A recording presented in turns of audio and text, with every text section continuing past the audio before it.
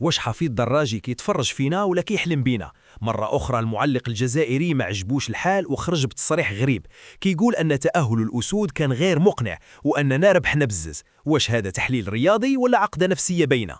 المنتخب الوطني دار المهم والنتيجه هي الحكم 1-0 وتاهلنا رسميا للربع النهائي وهذا الشيء اللي كيهمنا كاملين. السيد الراجي قال لك فزنا على منتخب متواضع، واش ناسي ان الكره في افريقيا تبدلات، ما بقاتش شي حاجه سميتها منتخب صغير.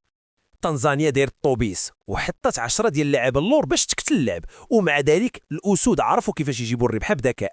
في ادوار خروج المغلوب المهم هو الكاليفيكاسيون ماشي الاستعراض والزواق الخاوي. هذه هي عقليه الابطال اللي كتجيب الالقاب.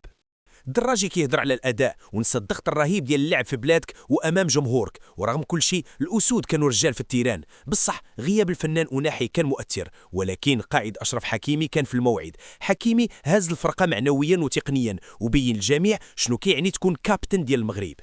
رسالتنا ليك السي المعلق واضحة، وبغينا نقولوا ليك ركز شوية مع منتخب بلادك، ولا يمكن حيت الأسود هاربين عليكم بزاف وليتو حاضين غير شنو دار المغرب وكيفاش ربح المغرب. حنا عارفين أن النجاح ديالنا كيسبب لكم الحساسية، وهذا الشيء كيزيدنا غير إصرار.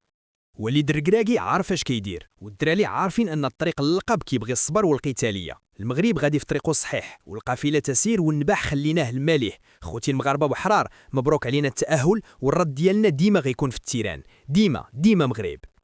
واش انت واعر في التوقعات؟ ماتش اليوم فيه الفلوس، الموقع في البايو داير بونوس 100%، حطيتي 200 درهم كيعطيوك تلعب ب 400 درهم. ما تضيعش الفرصه، الرابط في البايو، وطريقه التسجيل سهله مهله.